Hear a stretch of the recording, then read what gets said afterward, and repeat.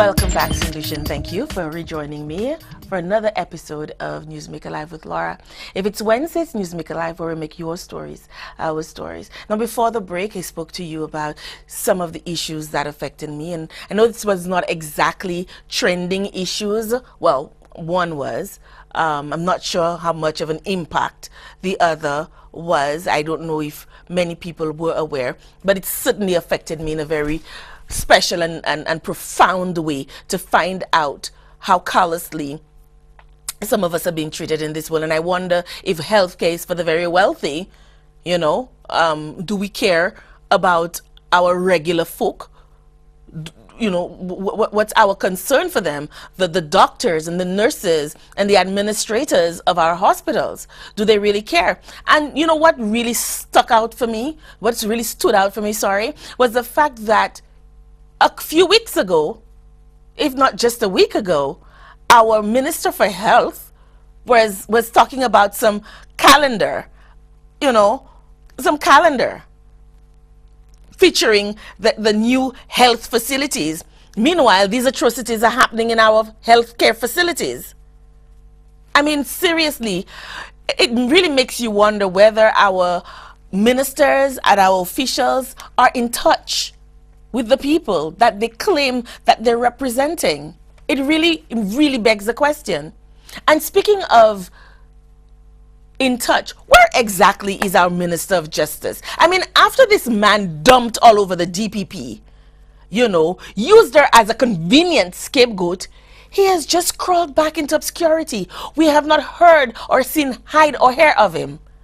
Seriously, people, when are we going to stop and ask the pertinent questions of our officials? When?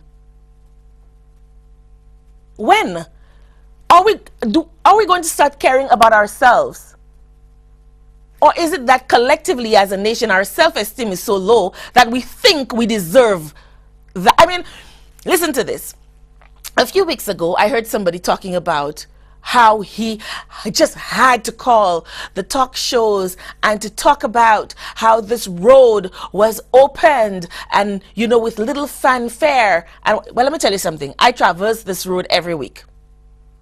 And the bypass, the side road, let me tell you something. It's as if when you live below or beyond the Bardell Hill, south of it, you don't exist, or you get the scraps.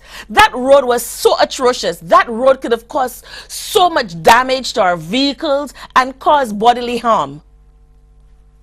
We didn't talk about that and how bad that road was. We suffered through it, giving our government a chance to provide for us what they needed to provide, what they must. That's their jobs. I'm not going to have a company hire a manager to run the company, and then at every turn that they do what they're supposed to do, give them a pat on the back and say, oh, great, good job, you're doing what I asked you to do. No, there was a job available, you applied, and you were successful. So I expect that you do the job. I'm not going to pat you on the back and say, oh, great job, because you did exactly what I asked of you, or exactly what you said you could do. You get a pat on your back, if you did not know, when you've gone over and beyond. Okay? Over and beyond. So there was a road that went down during the trough. It's the mandate of the government to fix it in quick time.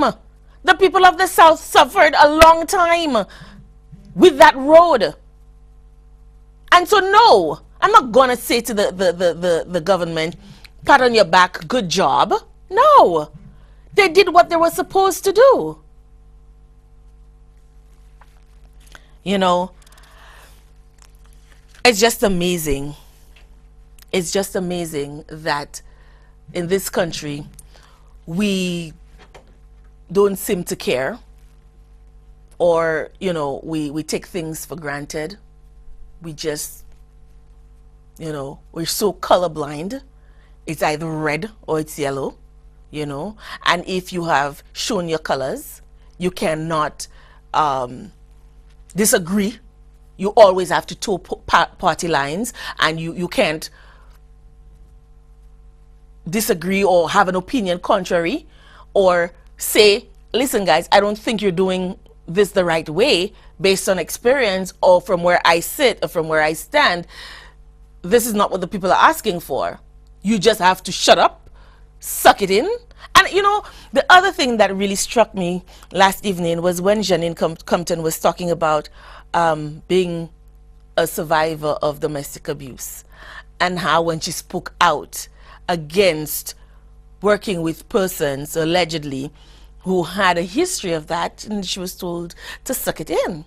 Now I know that there have been issues on both sides of the fence of domestic abuse and of rape and of sexual assault. So it's not that, you know, it's one set doing it and not the other.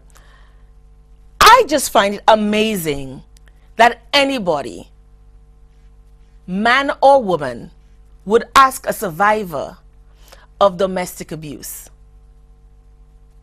to suck it in. Suck it in and not do anything to address the situation. Really.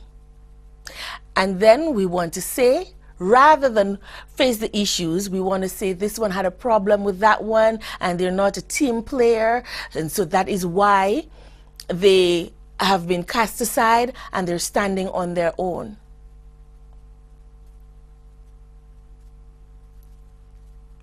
Is that what we have become? Really? Is that what we have become? Is it that we are so desensitized to issues that because it has not struck us in our backyard? You know, there's a saying, NIMBY, not in my backyard, and because it's not in my backyard, then I can forget about it or pretend, or be like an ostrich and stick my head in the sand and pretend it's not happening. Is that what it is? Our telephone number should be on screen now, and you can give us a call to join in the conversation and let us know what are some of the issues that you have, what are some of the policies that you would like to see addressed in the current term or in subsequent terms to come after elections. What are some of the things that we would like to hear on the political platform in the coming months and weeks ahead? What are some of the things that we would like to hear addressed? I mean, look, we had a couple of cases last year with regard to children being abused, so much so that one passed away, one died. Do we care what the outcome of that is? Has that case gone to court? And speaking of abused children, the last show that I did for the last season, I read an excerpt from a letter that I received from a very concerned citizen about 2 children who were being abused. I just want to let you know, letter writer, that I have not forgotten or abandoned or tossed aside your letter and your concerns. I am working assiduously with a grouping to get to the bottom of this. We need to make sure that everything is on the up and up, and I will give you my telephone number so you can give me a call, and so we can chat a little bit more in person about this, because it's something that is very concerning when a father and a mother abandons their children or treats them badly because of a spouse. You know, the parents have broken up and they now have different spouses, and because of the spouse, they're treating their children or the offsprings badly. And this is exactly what happened to little Milan. Milan. His parents broke up and the father took on a new wife. And next thing we know, Milan is dead. And why? Because he was being abused allegedly by his stepmother. We have a call. Okay, I think we lost this call, but then I can hardly hear the calls for the call. So I'm sorry if there have been calls and I've not been hearing them. So keep calling back. We're fixing this. Yeah, and so this is what happened to little Milan, where his parents broke up and the father remarried, and lo and behold, little Milan turns up dead, and it's allegedly at the hands of his stepmother. We have a call online. Thank you for calling NewsMaker Live with Laura. You're on the air. Okay, we keep losing the calls. Just bear with us as we fix the problem. And so it was really disheartening for me when I received that letter, but rest assured that I am working on it. My telephone number is 284-6536. That's 284-6536. You can call me, and we can talk a little bit more about it. Rest assured, I am, and my organization, Caring Hands Foundation, are working to addressing that, or at least providing some assistance for these young people. Yes. Do we have a call online? Okay, so we're fixing our issues, and the lines are open, and you can call. Okay, so the person who's calling me right now, I am on air, and so I cannot take your call. So you need to wait until the show is over, or wait until I get on break for me to be able to take your call. But you can call us at 451-9788. That's 451-9788, and we can wrap. We have a call online. Thank you for calling NewsMaker Live with Laura. You're on the air. Good evening, Laura. How are you? I'm fine, thank you. How are you? I'm blessed. Wonderful. Laura. Yes? My concern is, I noticed if I go in off, you can tell me, but this is what's troubling me. And there is this young lady walking in town every single day with a young child, a girl. That child must be about 6 or 7. I would like to know why this child is not in school and why the authorities have not seen it necessary, or those responsible for this not seeing that this lady is walking everywhere with that child and not going to school. Is it the young lady of sound mind? Well, if she's not a sound mind, why she have the child with her? Well, these are some of the issues that we have to ask, and I mean, I really don't know.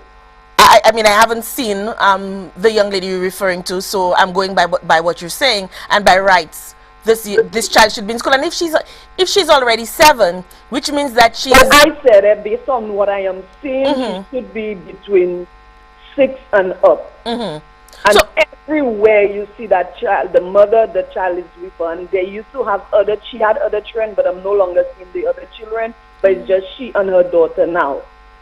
Right? Right. I'm seeing her all the time. Whether I'm driving or walking, I am seeing her. That is a serious concern, because that child, if you got the age right, that child is no longer in kindergarten. That child would have been in grade 1 or grade 2, which would have been stage 2 or stage 3 for those of you who went through the stages. And so that child should have been in the system already. Thank you. So I want to know who is not doing their work, because the thing is, right now we become a nation that no longer care about each other, especially if the person is underprivileged. We just ignore them, right? And nobody seems to care unless your last name is of a good surname everybody knows, right? And I think we have enough people here in the system that is seeing those things and they're not doing anything. Absolutely. My other issue is I'm seeing a number of young children pregnant. I want to know, are the person who got them impregnated, are they in jail? Because today I saw another child sitting down in Constitution Park with her parents or cousin, whatever it is. You can see her baby face, and the child must be about 4 or 5 months pregnant. What is going on in this country? You know, and what hurts me though, caller, is that child will give birth at a health institution in St. Lucia. There will be doctors taking care of her and nurses taking care of her, and nobody will call the police. Thank you. And as far as I'm concerned, and I dare to go as far as saying, even the parents are culpable. Thank you. Because you have not gone to the police to file charges of statutory rape if your child is under the age of 16. And I mentioned that earlier. The age of consent is 16. That is even too young for me. I think it should match the simple age of majority. So if it is that at 18, I have to wait to attain the age of 18 to vote and to work and to do all of these things, I shouldn't be having sex at 16 because I cannot take care of myself at 16.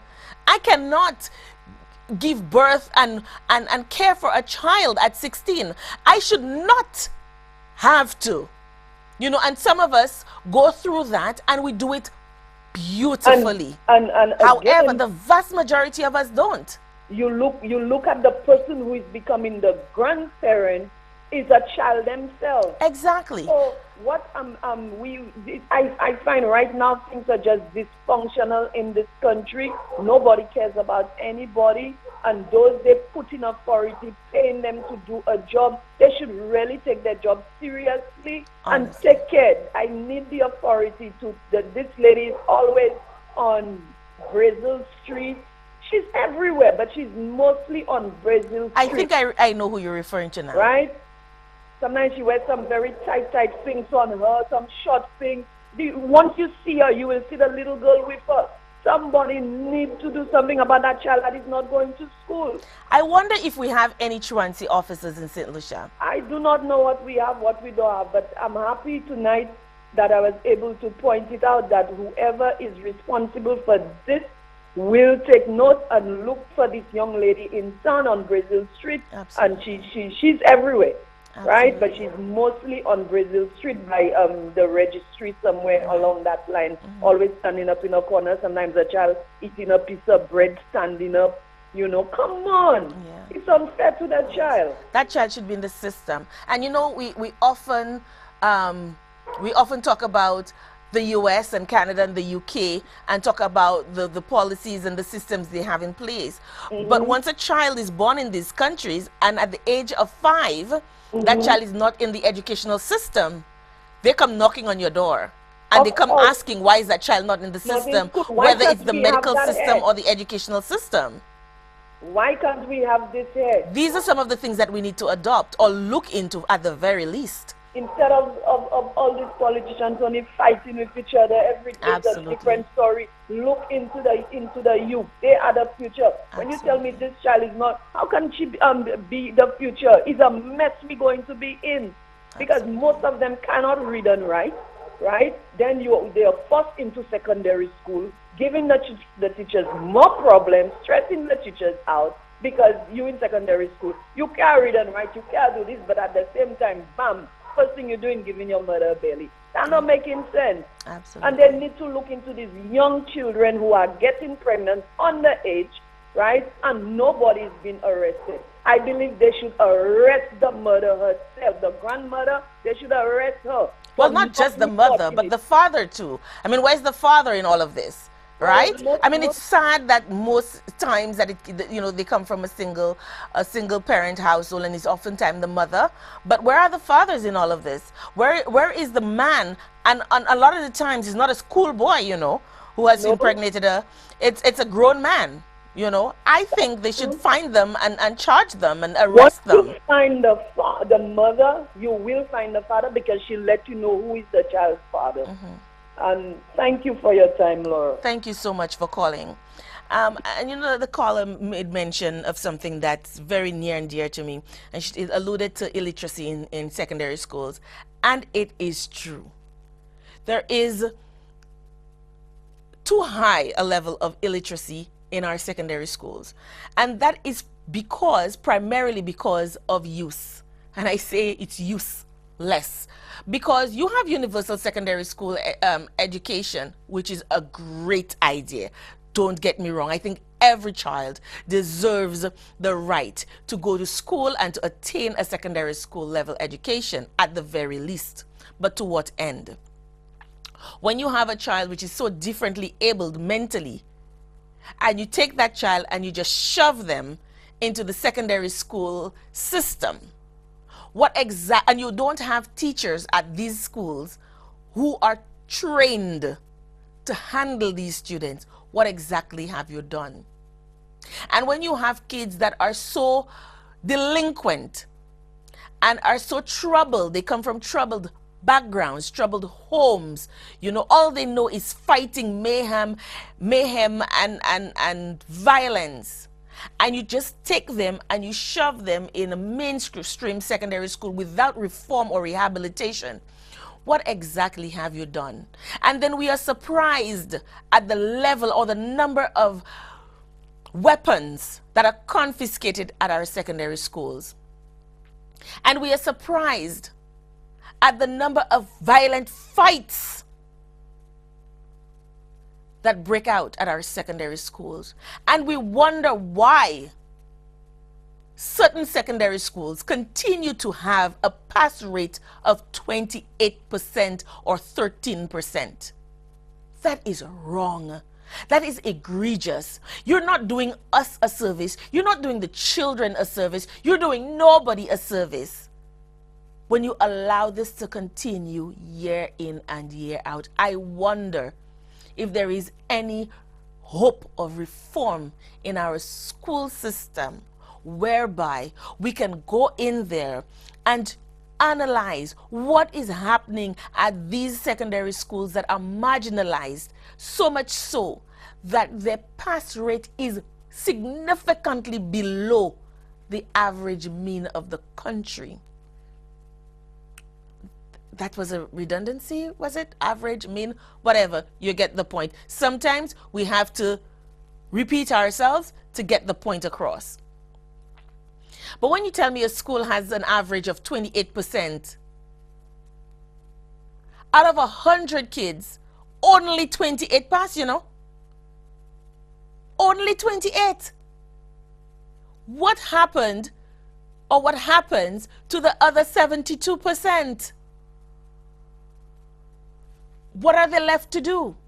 So it's no wonder our Prime Minister will tell us that there are jobs, despite having an unemployment rate of over 20%. I'm not sure right now what it is, if it's 23, 24, 25%, or that you have an unemployment rate amongst the youth of almost 50%. That the problem is not that there aren't jobs, that the problem is our young people are not qualified for the jobs. Now, speaking of qualified and certified and all of that, can you imagine you're looking for a job, you have your certification, you have your work experience, you're qualified, and then a job offering is open, you don't know about it, all you hear is that somebody from overseas has come in and filled that position, and they wonder why there's acrimony in the nation, why people are frustrated, why the young people feel hopeless.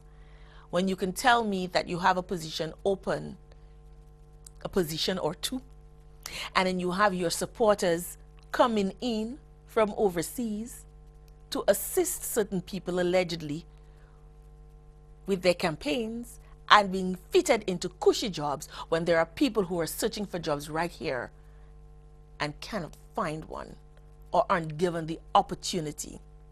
This is what we have become. But do we care? We're more concerned with trivial things, whether I like you or whether I don't like you, whether you speak badly about my government. Never mind that the government is supposed to be the government for the people, all of us. Red, yellow, white, green, purple, black, all colors. The government is ours. And as such, our government is supposed to look after all of our people, all of its people, not some. We're due for a break. When we come back, more of your concerns.